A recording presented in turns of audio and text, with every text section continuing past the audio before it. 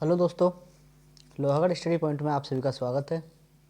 जैसा कि आज के जो हमारे टॉपिक रहेंगे, राजस्थान की स्थिति, राजस्थान का विस्तार और राजस्थान के भौतिक प्रदेश। ठीक है, तो सबसे पहले हमें देखना है कि राजस्थान के जो भौतिक प्रदेश हैं वो कितने हैं। ठीक है, तो राजस्थान के भौतिक प्रदेश हैं 4। ठीक है, पश्चिमी उत्तरी प्रदेश, अरावली प्रदेश, पूर्वी मैदानी प्रदेश और दक्षिणी पूर्वी पठारी प्रदेश। ठीक है, तो सबसे पहले तो हमें ये पता होना चाहिए कि इनका जो उत्पत्ति है, इन भौतिक प्रदेशों का जो उद्भव है वो कहाँ से हुआ है। ठीक है, तो सबसे पहले हम देखते हैं इनकी उत्पत्ति। तो अल्फ्रेड वेगनर ने एक सिद्धांत दिया था, महाद्वीपीय विस्थापन का सिद्धांत। उन्होंने क्या है कि जो संपूर्ण विश्व है उसको एक पिंड के समान माना था, जैसे कि ये एक पिंड है गोल। ठीक है, उसको अल्फ्रेड वेगनर ने कहा था पेंजिया। पेंजिया का विभाजन हो गया था कार्बोनिफेरस युग में। अब कार्बोनिफेरस युग में जब पेंजिया का विभाजन हुआ तो ये जो पेंजिया है 2 पार्टों में टूट गया, एक तो गोंडवानालैंड में, एक अंगारलैंड में। ठीक है, इनके बीच में जो पानी था वहाँ बन गया था टेथिस सागर। ठीक है, तो टेथिस सागर जैसे सूखता गया तो उसके स्थान पे तो बन गए उत्तरी पश्चिम मरुस्थलीय प्रदेश और दूसरा बना था पूर्वी मैदानी प्रदेश।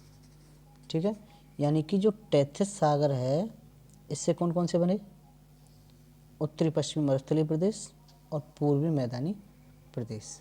ठीक है, उसके बाद जो गोंडवानालैंड है इसका जब विभाजन हुआ तो इससे मध्य अरावली का प्रदेश जो कि पहाड़ी क्षेत्र है और एक पूर्वी दक्षिणी पूर्वी पठारी प्रदेश जो हाड़ौती का प्रदेश है वो बनता है। ठीक है, तो सबसे पहले हम अपन देखते हैं, चारों हमारे हो गए, पश्चिमी मरुस्थलीय प्रदेश, अरावली प्रदेश, पूर्वी मैदानी प्रदेश और दक्षिणी पूर्वी पठारी प्रदेश।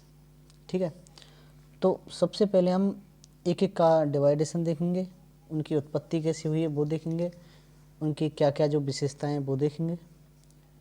तो हम सबसे पहले पढ़ेंगे पश्चिमी मरुस्थलीय प्रदेश। ठीक है, चलिए।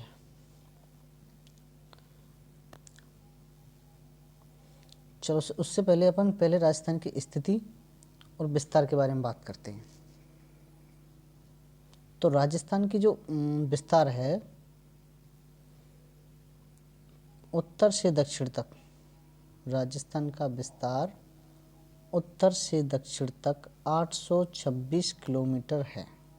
ठीक है, कितना है उत्तर से दक्षिण, 826 किलोमीटर। ठीक है, राजस्थान का विस्तार पूर्व से पश्चिम तक है 869 किलोमीटर। और जिस जगह पर ये दोनों पार्ट अगर पूर्वी उत्तरी और दक्षिणी और पूर्व पश्चिम को मिलाया जाए वो कहाँ पे मिलते हैं, नागौर डिस्ट्रिक्ट में।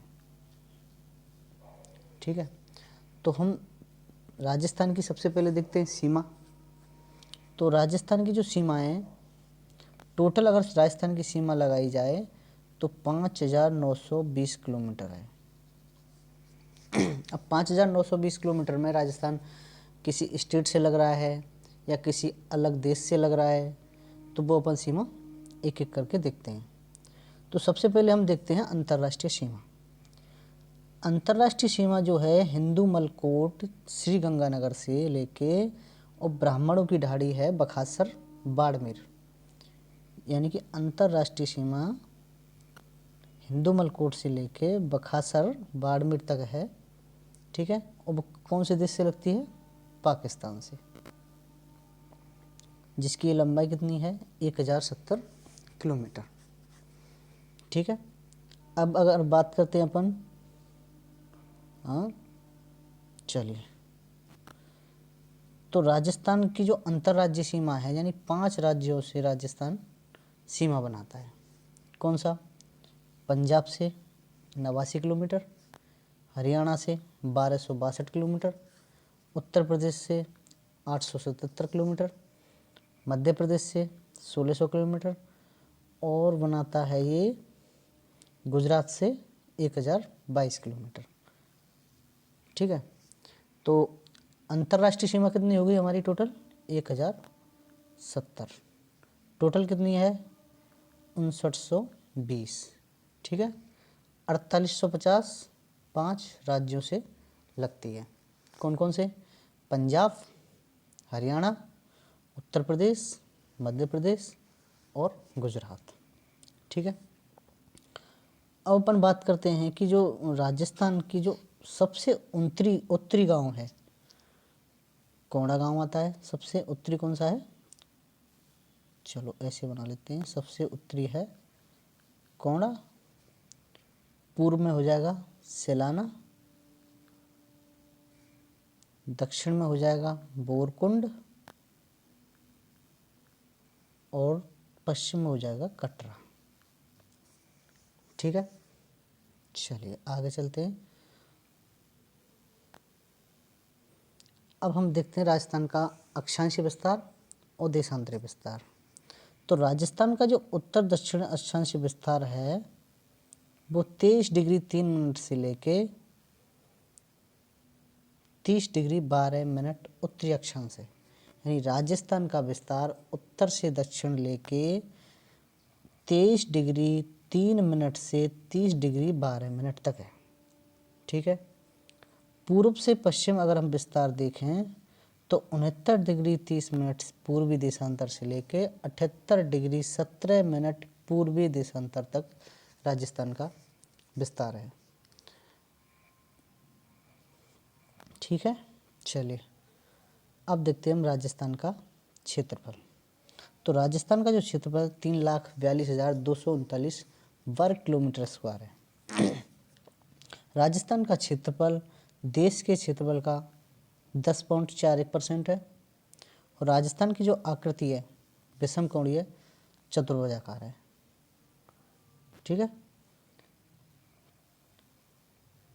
और राजस्थान का अभी हमने देखा उत्तर से दक्षिण कितना है? 826 किलोमीटर, पूर्व से पश्चिम 869 किलोमीटर। अगर हम उत्तर से दक्षिण विस्तार देखें तो 23 डिग्री 3 मिनट से लेकर 30 डिग्री 12 मिनट उत्तरी अक्षांश। और अगर पूर्व से पश्चिम अगर विस्तार देखें तो 69 डिग्री 30 मिनट से लेकर पूर्वी देशांतर से 78 डिग्री 17 मिनट पूर्वी देशांतर तक फैला हुआ है। यानी अगर राजस्थान का उत्तर से दक्षिण अगर विस्तार देखें तो 7 डिग्री 9 मिनट में फैला हुआ है। और राजस्थान का अगर पूर्व से पश्चिम विस्तार देखें तो 8 डिग्री 47 मिनट फैला हुआ है। ठीक है। अब जैसा कि हम देख चुके हैं, क्योंकि राजस्थान की जो टोटल सीमा है 5920 किलोमीटर है। ठीक है। उसमें अंतर्राष्ट्रीय सीमा है और अंतर्राज्यीय सीमा है। अंतर्राष्ट्रीय सीमा कितनी है? 1070 किलोमीटर। और अंतर्राज्यीय सीमा कितनी है? 4850 किलोमीटर। अंतर्राष्ट्रीय सीमा पर जो ज़िले हैं राजस्थान के कितने हैं टोटल? 4 ज़िले, श्रीगंगानगर, बीकानेर, जैसलमेर, बाड़मेर। आप इसको SBBJ याद कर सकते हो। ठीक है। SBBJ यानी अंतर्राष्ट्रीय सीमा पर राजस्थान के कितने ज़िले हैं? 4।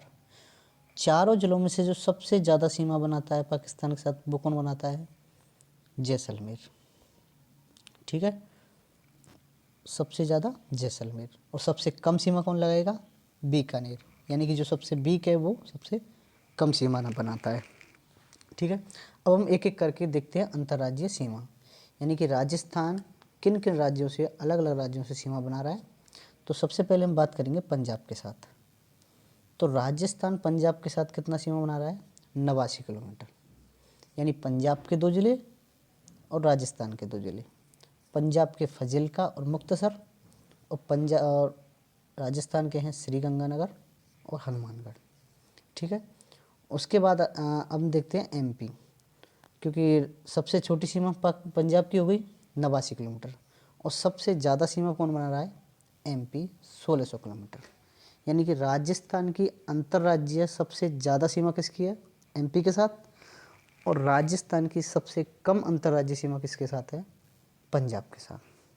तो MP के 10 ज़िले राजस्थान के 10 ज़िलों से सीमा बनाते हैं।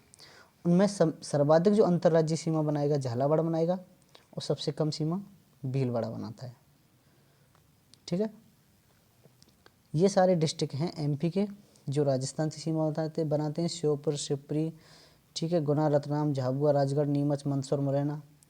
और राजस्थान के भी जिले जो एमपी के साथ सीमा बनाते हैं धौलपुर, करौली, सवाई माधोपुर, कोटा, बारा, झालावाड़, चित्तौड़गढ़, भीलवाड़ा, प्रतापगढ़ और बांसवाड़ा। यानी कि पंजाब के साथ 2 जिले राजस्थान की सीमा टच बनाते थे। एमपी के कितने जिले बना रहे हैं? 10। पंजाब कितना किलोमीटर लगा रहा है? 89 किलोमीटर। और एमपी का है 1600 किलोमीटर। ठीक है, चले अब बात करते हैं अपन हरियाणा की। तो हरियाणा से जो सीमा लगती है राजस्थान की वो कितनी लगती है? 1262 किलोमीटर। यानी कि हरियाणा के 7 जिले राजस्थान के 7 जिलों को टच करते हैं। उनमें से जो सबसे ज़्यादा सीमा बनाएगा वो कौन सा है? हनुमानगढ़। और सबसे कम सीमा बनाता है जयपुर। ठीक है, अब बात करते हैं अपन यूपी की। यूपी सीमा बनाता है 877 किलोमीटर। तो यूपी से सर्वाधिक सीमा बनाता है धौलपुर और सबसे कम सीमा कौन बनाता है? भरतपुर। यानी यूपी के मथुरा और आगरा राजस्थान के भरतपुर और धौलपुर को टच करते हैं। अब बात करते हैं अपन गुजरात की। तो गुजरात भी राजस्थान से सीमा बनाता है। वो कितना बनाता है? 1022 किलोमीटर। गुजरात के 6 जिले राजस्थान के 6 जिलों से टच करते हैं। राजस्थान का सर्वाधिक सीमा जो गुजरात से बनाता है वो कौन बनाता है? उदयपुर। और जो सबसे कम सीमा बनाता है वो कौन सा बनाता है? बाड़मेर। ठीक है, अब बात करते हैं अपन स्थलीय सीमा की। यानी राजस्थान के जिले जो स्थलीय सीमा बनाते हैं, जो सर्वाधिक सीमा बनाता है वो झालावाड़ और सबसे कम बनाता है भीलवाड़ा।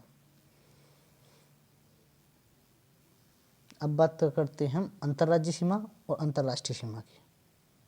देखिए, जो अंतर्राज्यीय सीमा है झालावाड़ सबसे ज़्यादा सीमा बनाता है। यानी कि झालावाड़ सबसे ज़्यादा अंतर्राज्यीय सीमा बनाता है। किसके साथ? एमपी के साथ।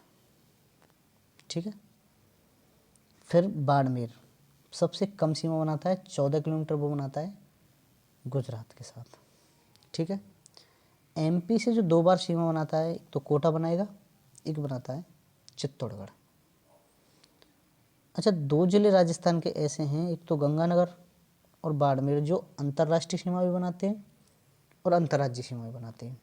अच्छा, गंगानगर बिल्कुल उत्तरी साइड में है तो पाकिस्तान से भी टच करता है और पंजाब से भी टच करता है।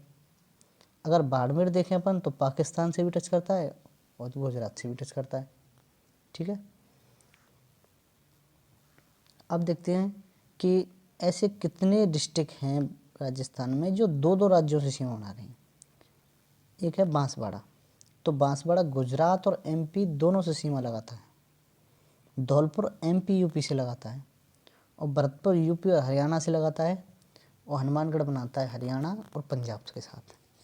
ठीक है, अब बात करते हैं हम राजस्थान का ऐसा जिला जो सर्वाधिक जिलों को टच करता है अंदर, पाली। तो पाली जिला ऐसा है राजस्थान में जो सबसे ज़्यादा जिलों को टच करता है। कितने जिलों को टच करता है? 8।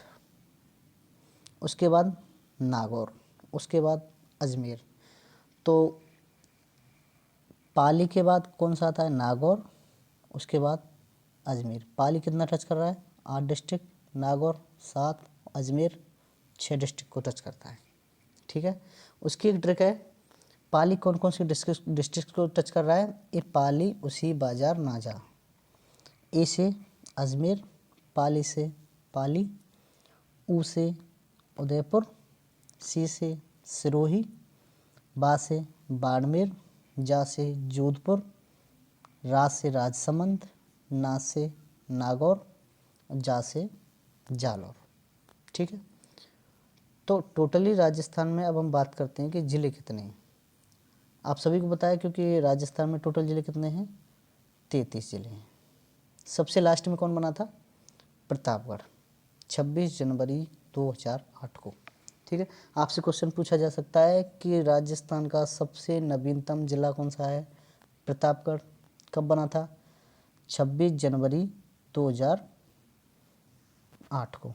ठीक है, अब देखो जो 27, सबसे पहले क्या है कि जब राजस्थान का एकीकरण हुआ था 1 नवंबर 1956 को, तब राजस्थान में डिस्ट्रिक्ट थे 26।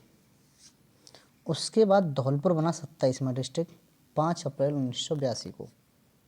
ठीक है, 28वां, 29वां, 30वां यानी कि 3 डिस्ट्रिक्ट बने थे 10 अप्रैल 1991 को। कौन से? 12, दौसा, राजसमंद।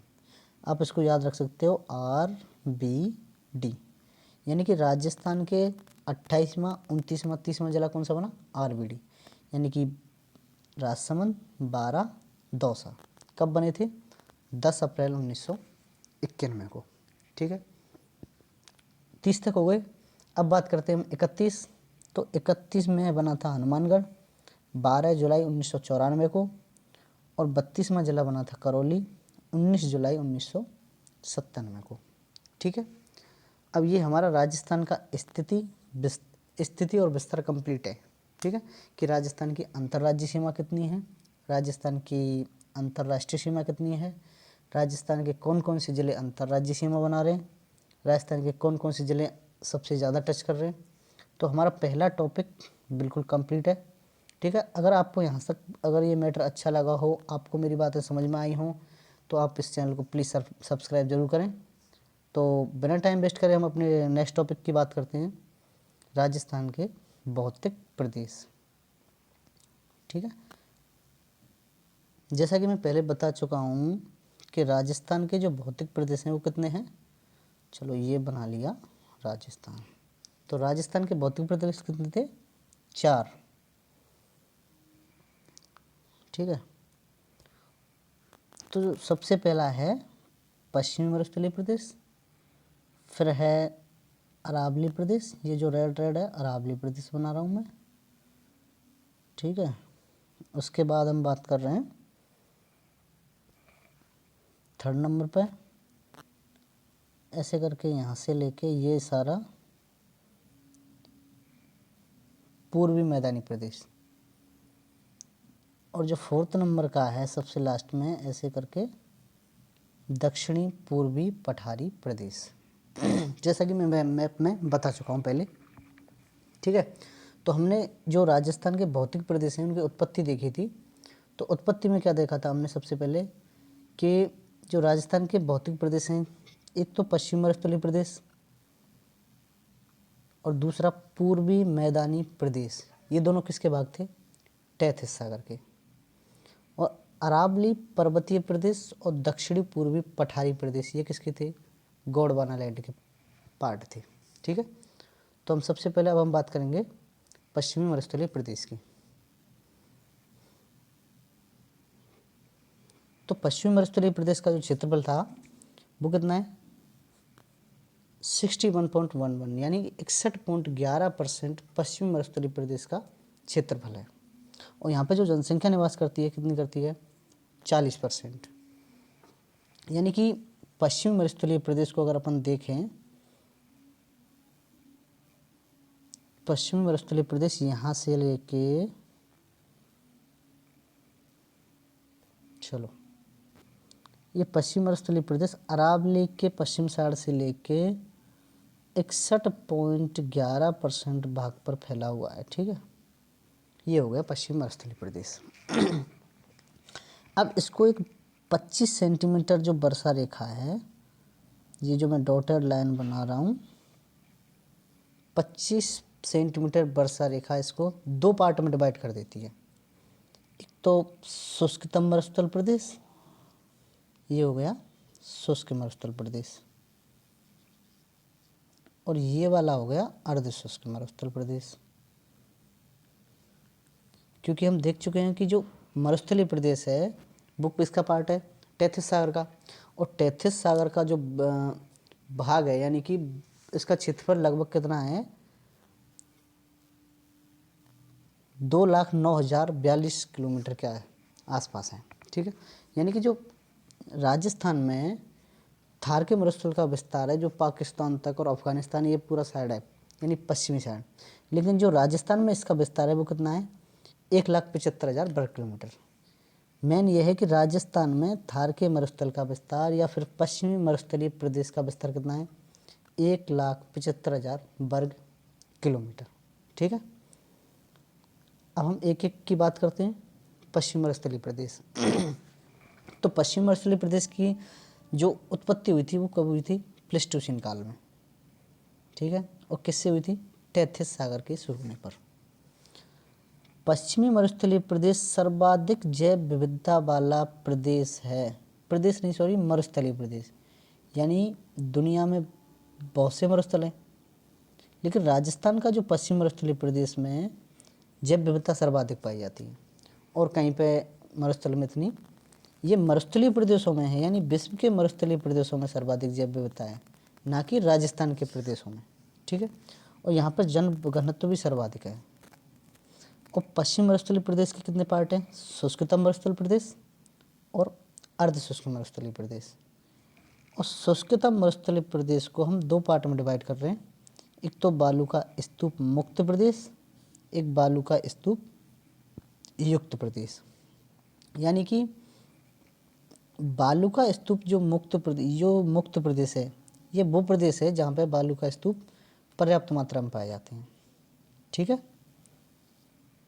और जहाँ पे बालू का स्तूप नहीं पाए जाते हैं उसको बालू का मुक्त कहते हैं, और जहाँ पे बालू का स्तूप पाए जाते हैं उसको बालू का स्तूप युक्त कहते हैं। ठीक है, तो हम सबसे पहले बात कर रहे हैं राजस्थान के भौतिक प्रदेशों में पश्चिम मरुस्थलीय प्रदेश की।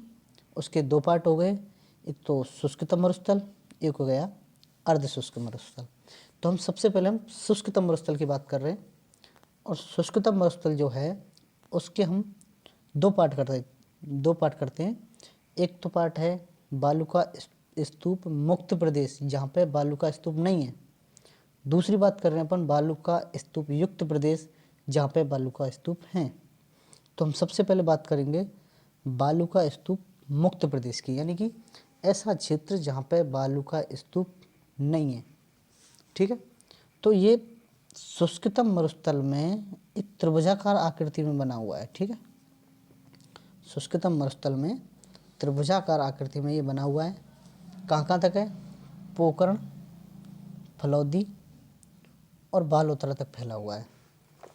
ठीक है, अब देखो, अब एक जो पथरीला मरुस्थल होता है यहाँ पे, यानी बालू का स्तूप मुक्त प्रदेश में जो पथरीला मरुस्थल होता है उसको क्या कहते हैं, हममादा।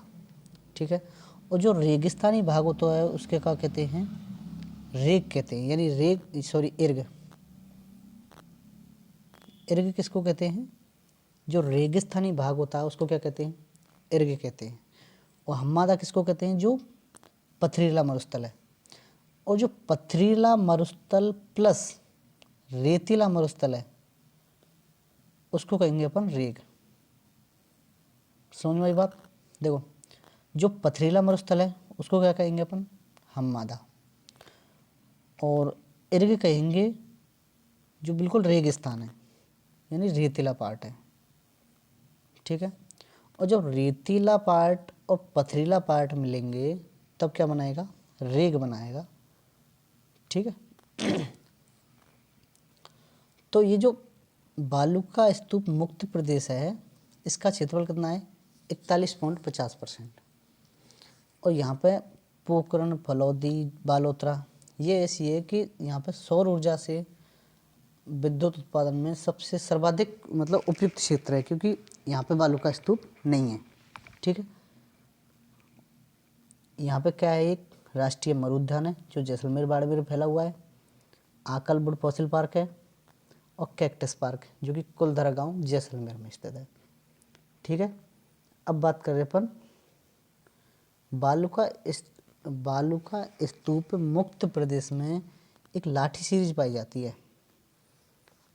ठीक है, बालू का स्तूप प्रदेश में क्या, लाठी सीरीज, जो कि मोहनगढ़ से लेके पोखरण तक फैली हुई है।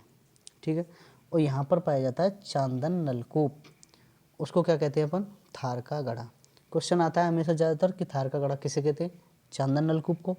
कहाँ पे स्थित है, राजस्थान के पश्चिम मरुस्थलीय प्रदेश में। अगर उसमें भी डिवाइडेशन आता है तो शुष्कतम मरुस्थल में पाया जाता है।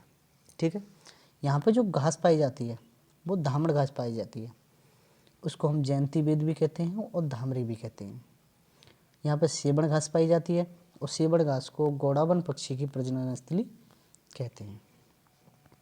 और जब सेबड़ घास को काटा जाता है तो जो कटी हुई सेबड़ घास है उसको क्या कहते हैं?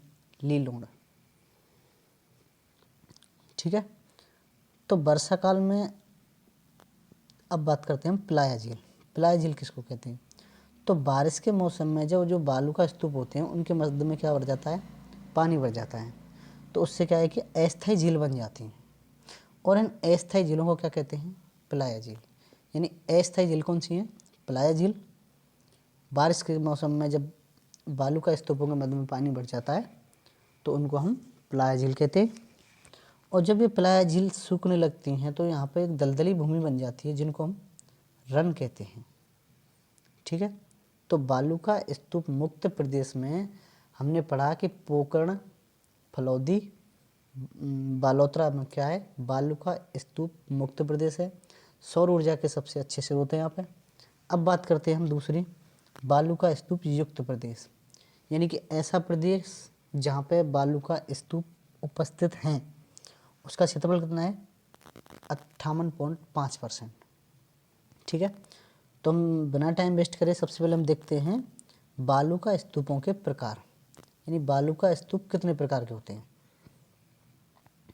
देखिए, अनुदैर्ध्य यानी पवनानुवर्ती, यानी कि वे बालू के स्तूप जो वायु की दिशा के अनुरूप बनते हैं उनको क्या कहते हैं? हम अनुदैर्ध्य बालू का स्तूप कहते हैं, जिनकी ऊंचाई औसत 10 से 60 मीटर होती है। ठीक है, जब दो अनुदैर्ध्य बालू का स्तूपों के मध्य रेत रहित मार्ग बनता है उसको क्या कहते हैं? गासी। और गासी में से जब ऊंटों का काफिला निकलता है उसको कहते हैं कारवां। अनुदैर्ध्य बालू का स्तूप का जो कटा फटा भाग होता है उसको क्या कहते हैं? सीफ। सीधा सीधा है, जो बालू का अनुदैर्ध्य बालू का स्तूप होते हैं उनके मध्य में जो रेत रहित मार्ग होगा उसको क्या कहेंगे? गासी। गासी से जब ऊँटों का काफिला जाता है उसको क्या कहते हैं? कारवां। और जो इनका जो कटा फटा भाग होता है उसको क्या कहते हैं? सीफ। अब बात कर रहे हैं अपन अनुप्रस्थ बालू का स्तूप, यानी कि अनुप्रस्थ बालू का स्तूप बनते कैसे हैं? लगभग ऐसे इस टाइप में बनते हैं, यानी कि अनुप्रस्थ बालू का स्तूप अर्धचंद्राकार आकृति में बनते हैं और हवा की दिशा के समकोण बनते हैं, लगभग समकोण सा बन रहा है। ठीक है, और कहाँ पे होते हैं? श्रीगंगानगर, बीकानेर, चूरू, जोधपुर, जैसलमेर। ठीक है, अब बात कर रहे हैं अपन थर्ड नंबर की बरखान। तो बरखान बालू का स्तूप क्या होते हैं? यानी कि जो अनुप्रस्थ बालू का स्तूप होते हैं ना, अनुप्रस्थ कैसे होते हैं? लगभग समकोण पर बनते हैं। तो अनुप्रस्थ बालू का स्तूपों का जो बड़ा रूप होता है उसको क्या कहते हैं? बरखान कहते हैं। और कहाँ पे बनते हैं? वालेरी, चूरू, लूड़करणसर, बीकानेर, मैंथा नदी घाटी, सीकर में बनते हैं। ये सर्वाधिक विनाशक होते हैं, गतिशील होते हैं और सबसे ज़्यादा नुकसान कौन से पहुँचाते हैं?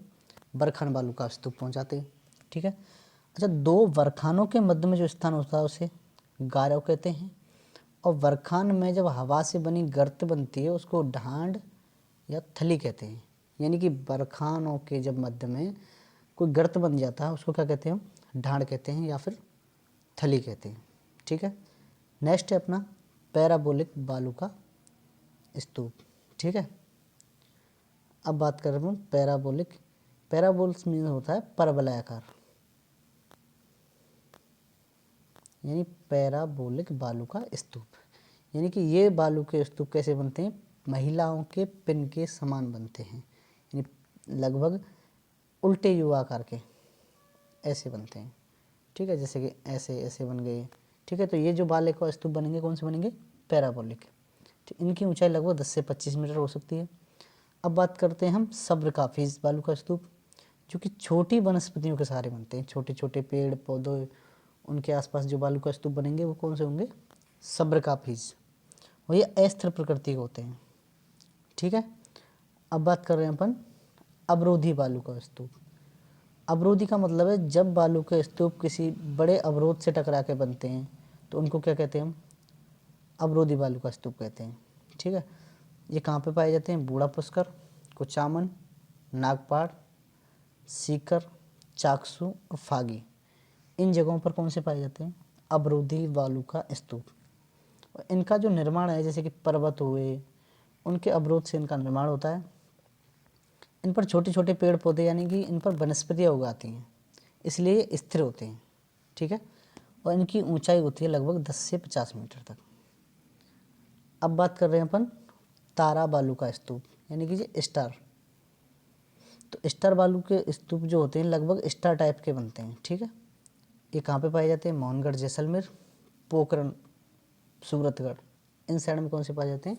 तारा बालू का स्तूप। मुख्यतः जो इनका जो निर्माण है वो निम्न बाढ़ के क्षेत्रों से होता है, यानी कि जिन एरिया में बाढ़ के निम्न क्षेत्र होते हैं उनमें कौन सा होता है? तारा बालू का स्तूप। ये श्रृंखलाबद्ध रूप में पाए जाते हैं। नेक्स्ट है अपना नेटवर्क बालू का स्तूप। हनुमानगढ़ से हरियाणा के हिसार तक फैले हुए थे। इनका निर्माण रेखीय, अनुप्रस्थ और पैराबोलिक बालू का स्तूपों के मध्य होता है, यानी कि जिस जगह पर रेखीय होंगे या फिर अनुप्रस्थ बालू का स्तूप होंगे, पैराबोलिक होंगे, उनके मध्य कौन से बनते हैं? नेटवर्क बालू का स्तूप। जैसे कि अभी दिख रहे हैं जो अनुदैर्ध्य बालू का स्तूप है हवा की दिशा में, अनुप्रस्थ लगभग 90 डिग्री, बरखान बालू का स्तूप महिलाओं के पिन के समान, तारा स्टार के समान। ठीक है।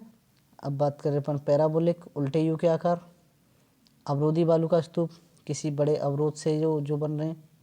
और नेटवर्क बालू का स्तूप एक तरह से नेटवर्क बनाते हैं, ये नेटवर्क बालू का स्तूप होते हैं।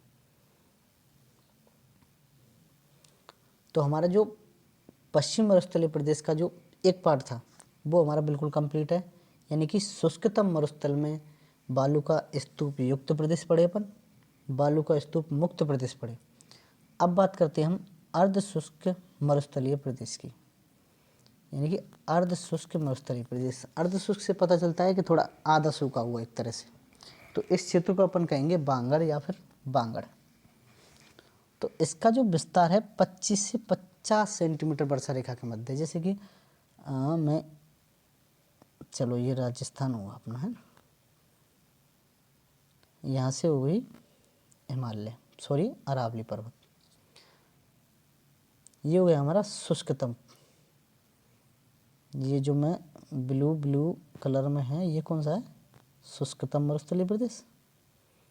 ये जो पार्ट बचा हुआ है ग्रीन, ये कौन सा है? अर्ध शुष्क मरुस्थलीय प्रदेश। जैसा कि मैंने पहले बता चुका हूँ कि जो अर्ध शुष्क मरुस्थल है, शुष्कतम मरुस्थल को 25 सेंटीमीटर वर्षा रेखा इसको अलग करती है, और 25 से और अरावली तक होती है 50 सेंटीमीटर वर्षा रेखा। ठीक है। तो 25 सेंटीमीटर से 50 सेंटीमीटर के मध्य में कौन सा पार्ट पाया जाता है? अर्ध शुष्क मरुस्थलीय प्रदेश। ठीक है। तो इसका विस्तार 25 से 50 सेंटीमीटर वर्षा रेखा के मध्य में होता है।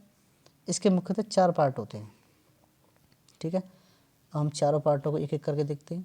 घग्गर बेसिन, शेखावटी बेसिन, नागौरी उच्च भूमि और लूनी बेसिन।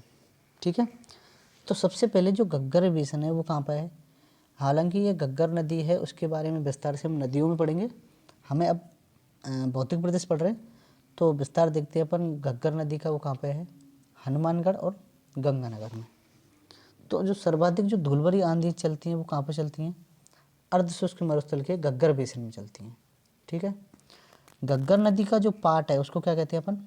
नाली, यानी घग्गर नदी के पार्ट को हम नाली कहते हैं। ठीक है। और अर्ध शुष्क मरुस्थल का जो सबसे उत्तरी भाग है, यानी कि जो बिल्कुल ऊपर का जो पार्ट होता है अर्ध शुष्क मरुस्थल का, वो कौन सा है? अर्ध शुष्क मरुस्थल का ये घग्गर बेसिन है। ठीक है।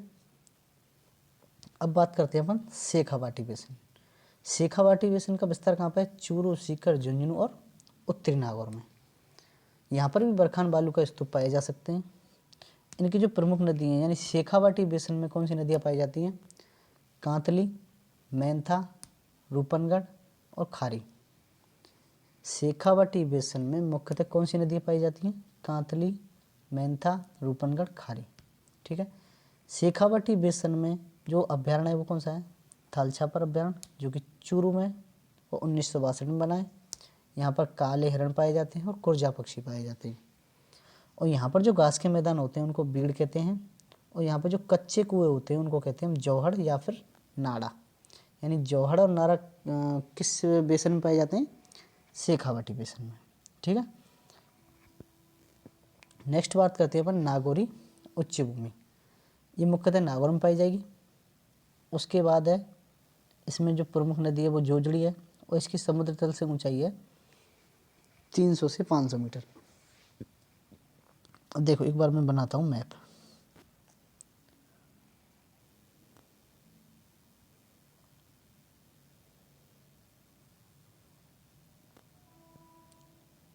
कैसा बनाए, चलो इसी से काम चला लेते हैं अब। ठीक है, तो ये हो गया हमारा अरावली पर्वतीय प्रदेश। ठीक है, चलो कलर करता हूँ मैं। तो जो ब्लू कलर है ये क्या है? अरावली प्रदेश। ये नीचे वाला जो ब्लू कलर में कर रहा हूँ ये कौन सा है? दक्षिणी पूर्वी पठारी प्रदेश। ठीक है, अब जो रेड कलर में है ये है हमारा पूर्वी मैदानी प्रदेश, ये रेड है।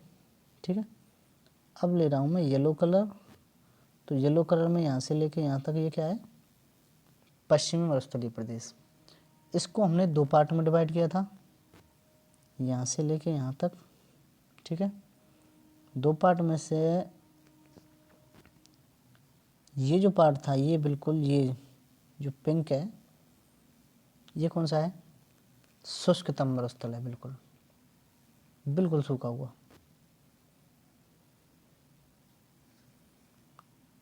ठीक है, अब बात करें अपन,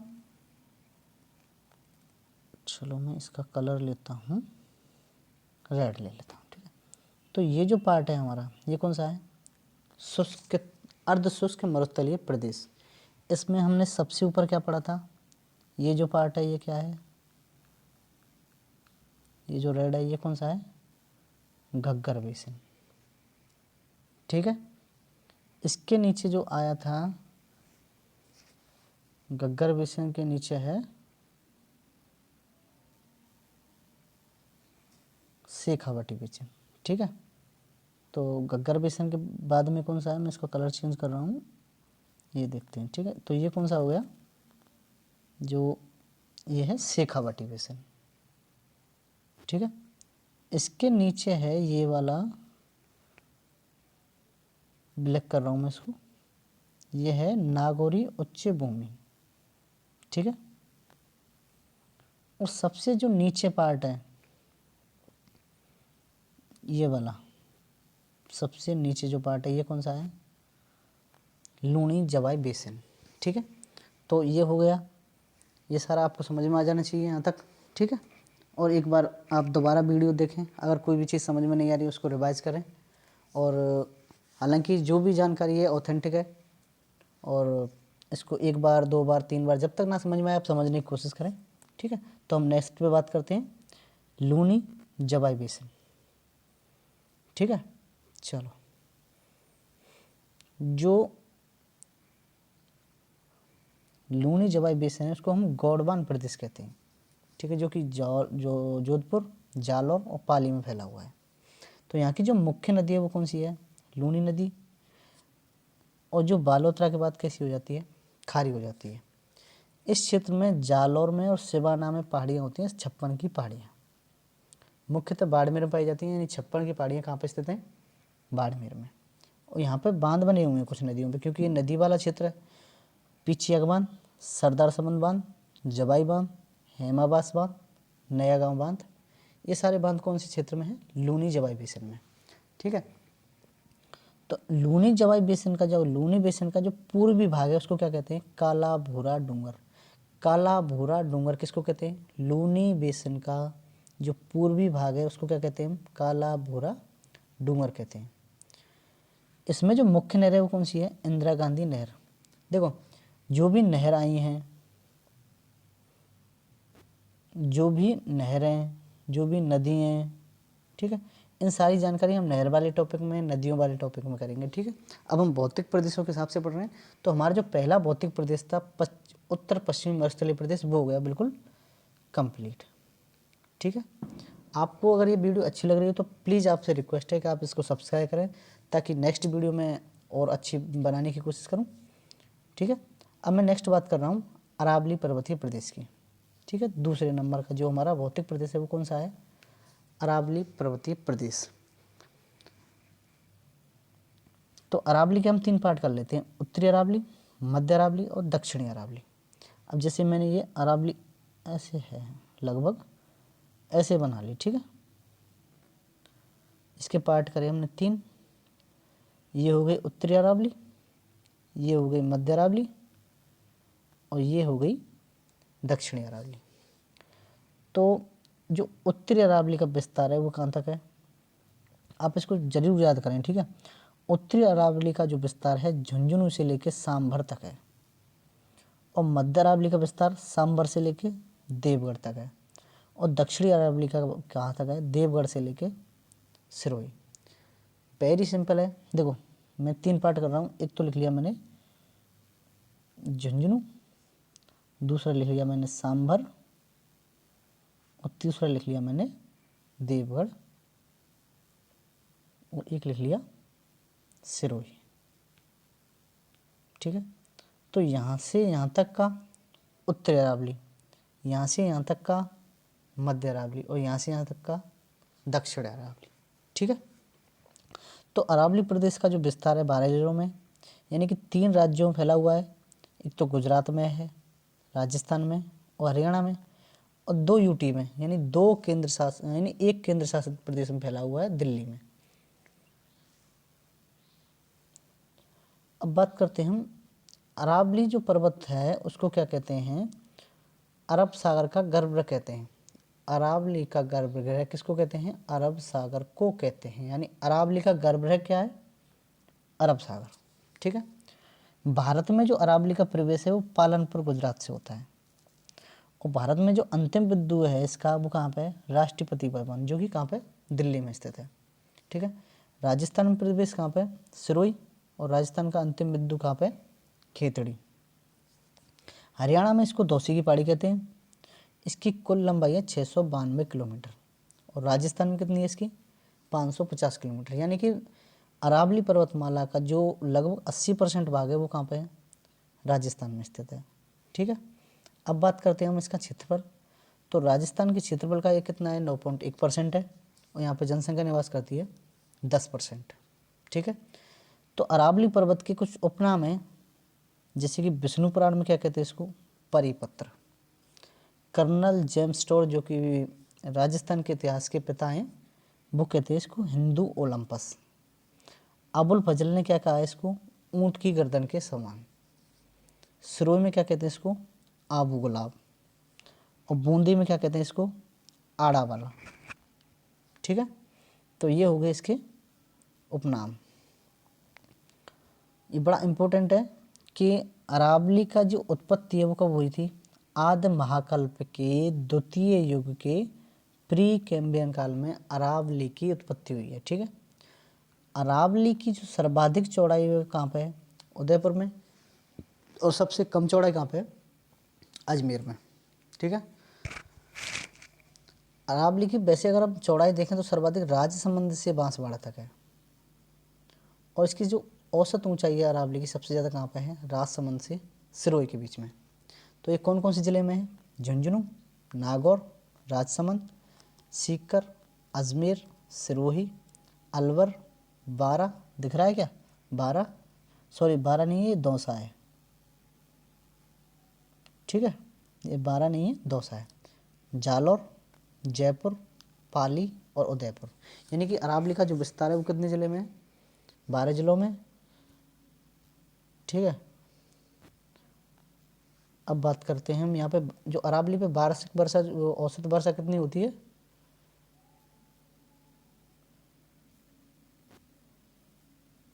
हाँ, चलो, अरावली में जो वर्षा होती है वो कितनी होती है? 50 से 90 सेंटीमीटर के मध्य होती है, और यहाँ की जलवायु कैसी है? उपाध्य टाइप की है। यह महान जल विभाजक रेखा का काम करती है, क्योंकि उत्तर पश्चिम में सिंधु नदी है इसमें, और पूर्व में कौन सी नदी है? गंगा नदी का बेसन है। ठीक है, विश्व की प्राचीनतम बलित पर्वतमाला है अरावली, यानी कि विश्व में सबसे प्राचीन पर्वतमाला कौन सी है? अरावली है।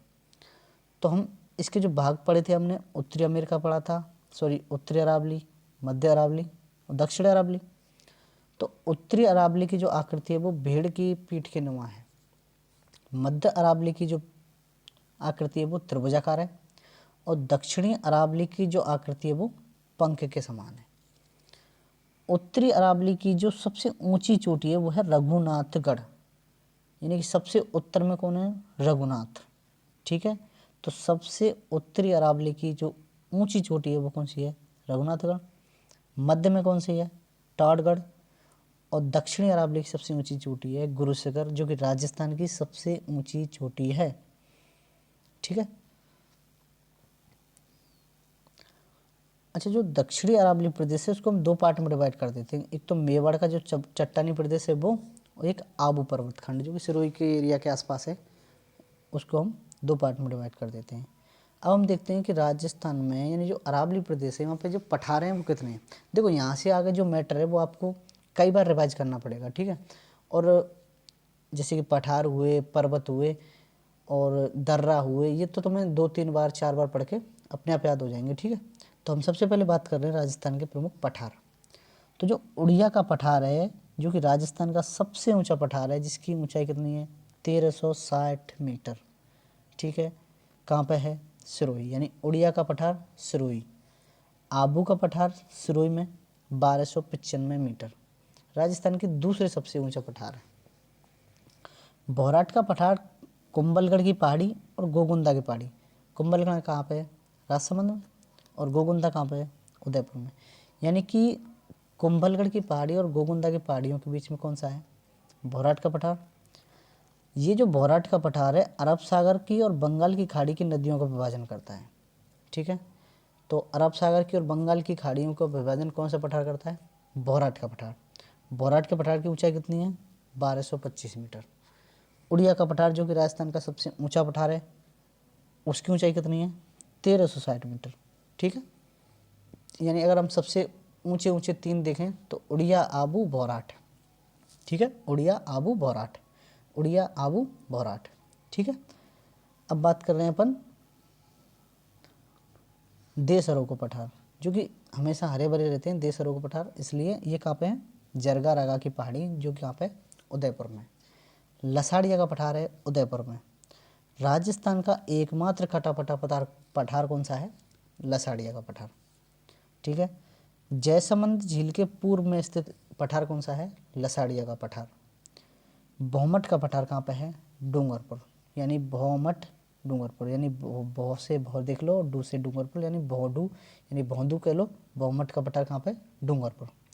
अच्छा, ये पठार है जो डूंगरपुर और उदयपुर को जोड़ता है। अब बात करते हैं मैसा का पठार कहाँ पे है? चित्तौड़गढ़ में। मानदेसरा का पठार चित्तौड़गढ़ में। काकनवाड़ी और ब्लासका का पठार दोनों अलवर में है। ठीक है, और ऊपरमाल का पठार कहाँ पे है? बिजौलिया और भैंसोड़गढ़ में। ठीक है, अब बात करते हैं यहाँ पे जो कृषि है, अरावली के क्षेत्र में जो कृषि करी जाए। देखो, अरावली का जो पर्वतीय भाग है, यानी पर्वत के ऊपर जो पार्ट हैं ये जो वाले, यहाँ पे जो कृषि करी जाए वो करी जाती है चिमाता। को कौन सी जिले में होती है? सिरोही में। और कौन सी जनजाति करती है? उनको गरासिया और भील करते हैं। ठीक है, अरावली प्रदेश के जो मैदान हैं उनमें जो कृषि करी जाएगी वो कौन सी करी जाएगी? बालरा कृषि। वो कहाँ पे है? उदयपुर में। और भील गरासिया इसको करते हैं। ठीक है, अब जो दक्षिणी पार्ट है, यानी अरावली का दक्षिणी पार्ट, अरावली का दक्षिणी पार्ट, यहाँ पे जो दजिया कृषि करी जाएगी और वो कौन करता है? डूंगरपुर और बांसवाड़ा में डामोर जनजाति करती है। और दक्षिणी पूर्वी भाग है जो अरावली का, वहाँ पर बत्रा कृषि करी जाती है, बारा में करी जाती है। और कौन करता है इसको? शहरी जनजाति। यानी कि अगर हम कृषि देखें तो अरावली के पर्वतीय भाग में चिमाता करी जाए और अरावली के मैदानी पार्ट में बालरा कृषि करी जाती है। अरावली के दक्षिणी भाग में दजिया कृषि करी जाती है। अरावली के दक्षिणी पूर्वी भाग में बत्रा कृषि करी जाती है। ठीक है, अब बात करते हैं हम अरावली के दर्रे। दर्रे का मतलब क्या है? दर्रा किसको कहते हैं? जैसे कि ये कोई पहाड़ी का हिस्सा है, इधर कोई पहाड़ी है, तो यहाँ से कोई अपन कोई रास्ता निकाल लेते हैं आने जाने के लिए, आवागमन के लिए, उनको क्या कहते हैं अपन, दर्रा कहते हैं। ठीक है, तो सर्वाधिक जो दर्रे हैं वो कहाँ पे हैं, राजसमंद में। अब हमें एक एक डिस्ट्रिक्ट में जहाँ पे जो जो दर्रे हैं वो हमने देखने हैं, और ये तो 2-3 बार कम से कम याद करने पड़ेंगे तब याद होंगे। ठीक है देखो, अब बात कर रहे हैं अपन राजसमंद के दर्रा, हल्दी घाटी दर्रा, हाथी घोड़ा दर्रा, गौरम घाट दर्रा, कछवाली दर्रा, कमली घाट, टूटिया की नाल, पीपली घाट दर्रा, हीरावाटी की नाल, सोमेश्वर दर्रा, ये कहाँ पे हैं, राजसमंद में। अच्छा, इनमें से सबसे इम्पोर्टेंट है एक तो गौरम घाट, दूसरा है सोमेश्वर, एक है हाथीगोड़ा। क्योंकि जो गौरम घाट है, उस गौरम घाट दर्रा में से कुंभलगढ़ दुर्ग को जाया जाता है, यानी कुंभलगढ़ दुर्ग में जो जाने के लिए जो दर्रा है वो कौन सा है, गौरम घाट। और राजसमंद और उदयपुर को जो जोड़ता है वो कौन सा है, हाथीगोड़ा। यानी राजसमंद और उदयपुर को हाथीगोड़ा जोड़ता है। और अरावली का जो सबसे सकरा दर्रा है वो कौन सा है, सोमेश्वर दर्रा। ठीक है, नेक्स्ट बात करते हैं हम उदयपुर की। तो उदयपुर में कौन सी है, देवारी की नाल, चीखा की नाल, केवड़ा की नाल, यानी कि ज़्यादातर जो नाल हैं, ज़्यादातर मैंने बोला ज़्यादातर, सब नहीं, ज़्यादातर जो नाल हैं, जैसे ढेबर की नाल, फुलवारी की नाल, ठीक है, यहाँ से साबरमती नदी निकलती है, तो वो ज़्यादातर जो नाल हैं वो कहाँ पे, उदयपुर में। पाली में झीलवा की नाल और देसुरी की नाल है। ठीक है, अजमेर में है शिवपुर, सुरा, स्वरूपा घाट, कुचवारी, उदयबारी, वरदर्रा, पाखरिया और अरनिया, ये सारे कहाँ पे हैं, अजमेर में। वैसे बर जो दर्रा है वो कहाँ पे है, अजमेर में, लेकिन जो बर गांव है वो कहाँ पे है, पाली में। ठीक है, नेक्स्ट बात कर रहे हैं अपन कोटा के दर्रा। तो कोटा में एक याद रखना है, घटीली का दर्रा। कोटा में कौन सा है, घटीली का दर्रा, जो कि मुकंदरा को पहाड़ियों में स्थित है। मुकंदरा की पहाड़ियों में कौन सा स्थित है, कोटा में घटीली का दर्रा। सवाई माधोपुर में कुसाली दर्रा और ढूंढीमल दर्रा। सवाई माधोपुर में कुसाली दर्रा और ढूंढीमल दर्रा। बूंदी में रामगढ़, जैताबास, लाखेरी, खटखड़। रामगढ़, जैताबास, लाखेरी, खटखड़ कहाँ पे है, बूंदी। अब बात करते हैं हम अपन प्रमुख चोटियाँ, और आप सभी को लोहागढ़ स्टेडियम पॉइंट है उसको सब्सक्राइब करना है प्लीज़। ठीक है, अब हम बात करते हैं जो यहाँ की प्रमुख चोटियाँ हैं राजस्थान की। ठीक है, आप जो ऊपर के 2, 4, 5 हैं उनका याद रख लो। ठीक है, जैसे कि गुरु शिखर है सिरोही में, गुरु शिखर सिरोही में 1722 मीटर या फिर 1727 मीटर। अच्छा, ये 5 मीटर के लास्ट में जो गुरु शिखर चोटी है वहाँ पर एक टॉर्ट रोक है, तो उसको जब जोड़ लिया जाता है तो 1727 कहते हैं, या फिर 1722, दोनों में से कोई भी ऑप्शन आ जाए वो सही है। ठीक है, देखो अगर इसको ट्रिक से याद करें तो गुरु का जो गुरु कैसा है, हमारा शेर है, उसका दिल और जिगर बिल्कुल अचल है। 5 टॉप 5 याद कर लो, ऊपर के 5, यानी राजस्थान की सबसे ऊंची चोटियों में 5 अगर क्रम आ जाए, जैसे कि गुरु शिखर, शेर, दिलवाड़ा, जरगा और अचड़गढ़ अगर आ जाए, तो जैसे गुरु कौन है, हमारा शेर है, उसका दिल और जिगर कैसा है, बिल्कुल अचल है। ठीक है, अब बात करते हैं गुरु शिखर कहाँ पे है, सिरोही में। शेर सिरोही, दिलवाड़ा सिरोही, जरगा उदयपुर, अचलगढ़ सिरोही, आबू सिरोही, कुंभलगढ़ राजसमंद, गोटिया अम्बा, गोटिया डूंगर उदयपुर, जेलिया डूंगर उदयपुर, जयराज की पहाड़ी सिरोही, रघुनाथगढ़ सीकर, ऋषिकेश सिरोही, कमलनाथ उदयपुर, टाटगढ़ अजमेर, सज्जनगढ़ उदयपुर, खोनागोरियन जयपुर और तारागढ़ अजमेर।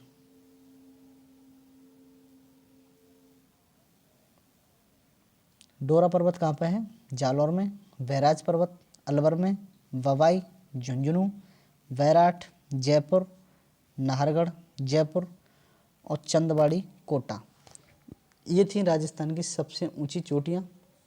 ठीक है, अब हम थोड़ी सी और जो पहाड़ियाँ हैं राजस्थान में उनके बारे में बात करेंगे। ठीक है, तो दिल्ली में जो पहाड़ियाँ हैं वो रायसीना की पहाड़ियाँ हैं।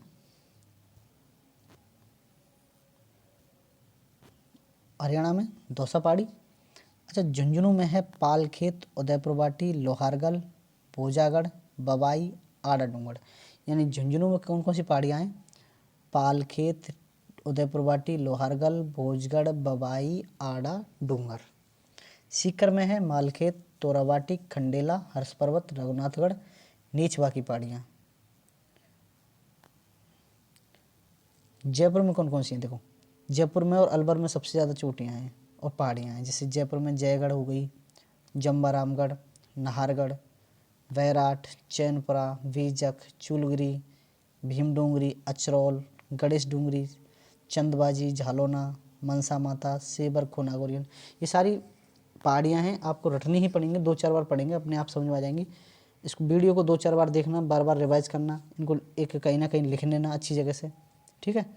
तो आपको पक्का 100 में से 100% याद हो जाएंगी, ठीक है? अब बात कर रहे हैं अपन अलवर की। अलवर में कौन सी हैं? भानगढ़, बरतरी, जिंदौली, बिलौली, हर्षनाथ, तालवृक्ष, कटी घाटी, काली घाटी, नीलकंठ, पांडुपोल, उदयनाथ, क्रास्का, कांकनवाड़ी और सरावास। ये सारी कहाँ पे हैं? अलवर में। अजमेर में कुकरा, नागपहाड़ी, तारागढ़, घूघरा, गढ़बिठली, टाटगढ़, गोरामजी, बोरासवाड़ा, पुष्कर और रत्नागिरी की पहाड़ियाँ कहाँ पे हैं? अजमेर में, ठीक है? अब बात कर रहे हैं अपन उदयपुर की, ठीक है? उदयपुर में जरगारागा की पहाड़ियाँ हैं, गिरवा, गोगुंदा, सज्जनगढ़, नागपानी, कमलनाथ। ये सारी कहाँ पे? उदयपुर में। अब बात करें अपन राजसमंद की, तो राजसमंद में कौन सी हैं? कुंभलगढ़, खमनौर, नील हेमंत, मत्स्येंद्र, हल्दी घाटी। ये सारी कहाँ पे हैं? राजसमंद में। अच्छा, भाखर नाम से जितनी भी हैं ज़्यादातर, यानी कि मैं ज़्यादातर कह रहा हूँ, 100% नहीं, सिरोही और जालौर में कौन कौन सी हैं? रोजा भाखर, इसराना भाखर, डोरा पर्वत, झारोला पाखर और जसवंतपुरा भाखर। ये कहाँ पे? सिरोही और जालौर में मिक्स में है। और जालौर में अकेले में है सुंदा पर्वत, यहाँ पे सुंदा माता का मंदिर है और यहाँ पे रोप वे बनाया गया था 2006 में, ठीक है? तो हमारे जो 2 मैदान हैं, यानी कि 2 पर्वतीय प्रदेश, जैसे कि भौतिक प्रदेश, एक तो उत्तर पश्चिम मरुस्थलीय प्रदेश और अरावली प्रदेश, दोनों कंप्लीट। अब बात करेंगे अपन हमारे तीसरे भाग भौतिक प्रदेश की, पूर्वी मैदानी भाग, जो कि किसका भाग है? तैतीस सागर का भाग है, ठीक है? इसका विस्तार कहाँ कहाँ पे? चलो देखते हैं। तो इसका विस्तार है पूर्वी राजस्थान में, जयपुर, भरतपुर, दौसा, सवाई माधोपुर, धौलपुर, करौली, टोंक, अलवर, अजमेर, बांसवाड़ा, प्रतापगढ़, डूंगरपुर और कुछ भाग। यानी पूर्वी और दक्षिण पूर्वी भाग में जो स्थित है वो मैदान, वो कौन सा है? पूर्वी मैदानी प्रदेश, ठीक है? यहाँ पर जो वार्षिक वर्षा है लगभग 50 से 80 सेंटीमीटर है। अच्छा, 50 सेंटीमीटर वर्षा रेखा तथा अरावली द्वारा पश्चिम मरुस्थलीय प्रदेश को अलग करता है, ठीक है? जैसे कि हमने शुरू में देखी, सबसे पहले 25 सेंटीमीटर थी, फिर 50 सेंटीमीटर, फिर अरावली प्रदेश, फिर यहाँ आ गया हमारा पूर्वी मैदानी भाग और यहाँ पे हो गया दक्षिणी पठारी प्रदेश, ठीक है? तो यहाँ का जो जनसंख्या है 39% रहती है और क्षेत्रफल है 23.9%। तो सर्वाधिक जो जनसंख्या घनत्व है किस भौतिक प्रदेश का है? पूर्वी मैदानी प्रदेश का। और यहाँ की जलवायु कैसी है? आर्द्र। और यहाँ पे जो सिंचाई करी जाए वो करी जाती है कुओं और नलकूपों से, ठीक है? नेक्स्ट है हमारा इसका जो ढाल है, यानी कि जैसे कि चलो मैं एक मैप बना के दोबारा एक बार सबको रिवाइज करा दूँ, है ना? चलो यहाँ पे बना लेता हूँ,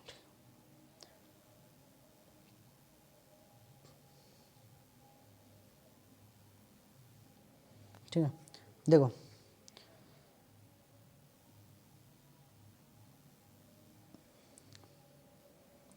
ये जो ब्लैक कलर में मैं बना रहा हूँ ये है अरावली, ठीक है? नेक्स्ट ये जो मैं ब्लू कलर में बना रहा हूँ पूरा यहाँ से लेके यहाँ तक, ये कौन सा है? पश्चिमी मरुस्थलीय प्रदेश। इसके फिर अपन 2 पार्ट करते हैं। शुष्कतम मरुस्थल प्रदेश जो मैं ग्रीन बना रहा हूँ, ये कौन सा है? शुष्कतम मरुस्थल प्रदेश, ठीक है? और ये ले रहा हूँ रेड, ठीक है?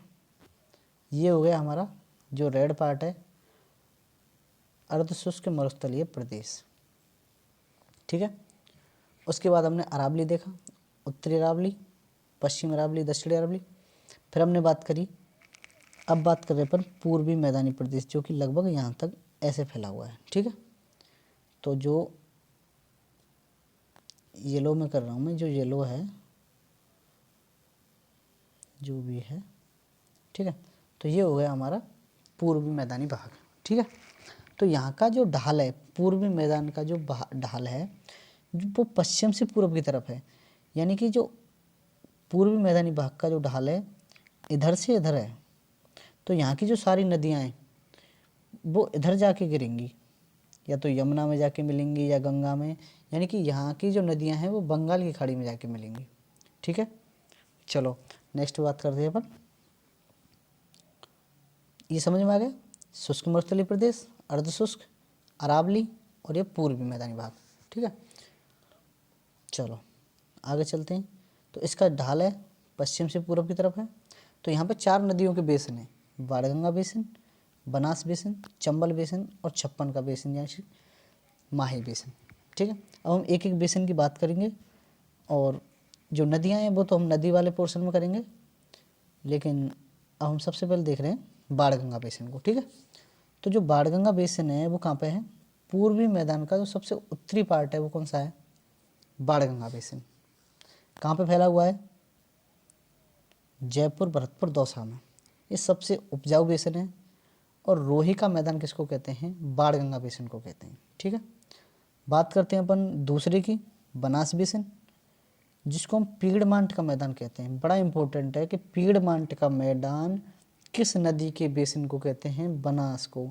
जैसे हमने देखा था कि घग्गर नदी के पार्ट को क्या कहते थे, नाली, ठीक है। ऐसे ही बनास नदी के जो बेसिन है उसको क्या कहते हैं हम, पीड़मांट का मैदान। यानी कि सर्वाधिक विस्तार इसका कहाँ पे है, राजसमंद में। यहाँ पे मेवाड़ का मैदान है, मालपुरा कलौरी का मैदान है।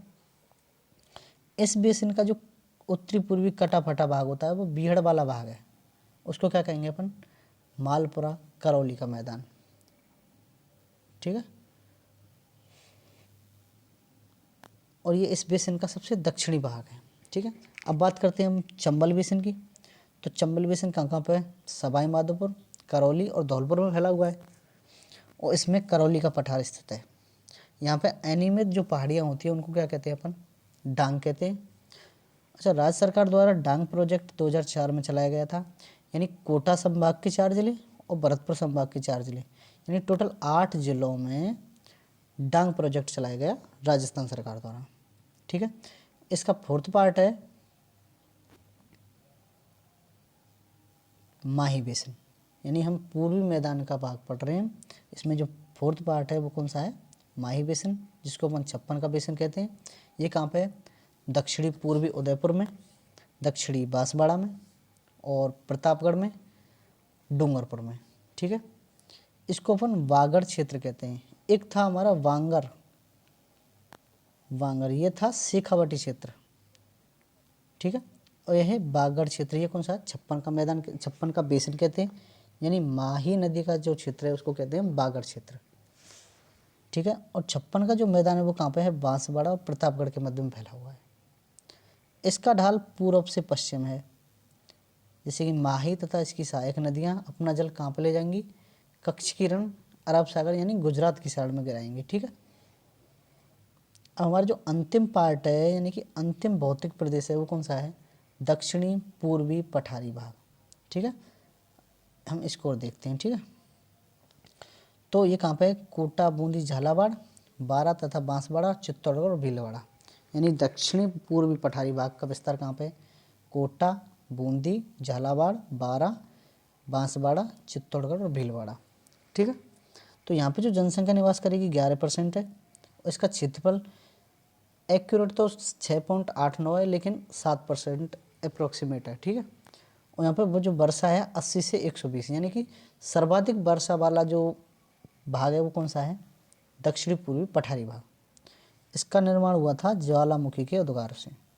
और यहाँ पे ज्वालामुखी के उद्गार से हुआ तो मिट्टी कौन सी है, काली, यानी वर्टिसॉल, जो कि कपास के लिए बहुत उपजाऊ मानी जाती है, ठीक है। सर्वाधिक नदियाँ कहाँ पे हैं? इसी भौतिक प्रदेश में है।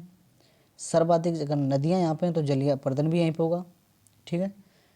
जनसंख्या घनत्व में दूसरा स्थान है, सर्वाधिक जनसंख्या घनत्व पूर्वी मैदान का और दूसरा है दक्षिणी पूर्वी पठारी प्रदेश का, ठीक है। इसका जो ढाल है दक्षिण से उत्तर की तरफ है, यानी दक्षिण से उत्तर की तरफ ढाल है इसका, यानी कि ऐसे करके, ठीक है। जैसे चंबल और उसकी सहायक नदी काली सिंध, परमन, पार्वती, ये सारी नदी उत्तर से दक्षिण की ओर बहती हैं। चंबल नदी ऐसे एमपी से मऊ से निकल के ऐसे जाती है, ठीक है। माही नदी है वो ऐसे जाती है पहले, ठीक है। तो इसमें जो है दक्षिणी पठारी भाग में जो इसका ढाल है वो उत्तर से दक्षिण की ओर है, ठीक है। इसके दो भाग हैं, यानी दक्षिणी पठारी भाग के दो पार्ट हैं, एक तो विंध्यन कगार भूमि और दूसरा है दक्कन का लाबा पठार। तो जो विंध्यन कगार भूमि है वो बलुआ पत्थरों से निर्मित हुई है, ठीक है। तो यहाँ पे इसीलिए धौलपुर में लाल बलुआ पत्थर पाया जाता है और करौली में गुलाबी पत्थर पाया जाता है। दक्कन का जो लाबा पठार है यहाँ पे बलुआ पत्थरों के साथ साथ स्लेटी चट्टानें भी पाई जाती हैं और ये अर्धचंद्राकार पदवर्ती नदियाँ पाई जाती हैं। तो जो विंध्यन कगार भूमि है इसके दो पार्ट हैं, यानी कि तीन पार्ट। विंध्यन कगार भूमि के कितने पार्ट हैं? तो पर्वतीय प्रदेश और नदी निर्मित मैदान और शाहाबाद की उच्च भूमि जो कि 12 में है और मुकुंदरा की पहाड़ी कौन से में है? जो पर्वतीय प्रदेश है, विंध्यन कगार भूमि में आ जाते हैं, ठीक है। तो यहाँ तक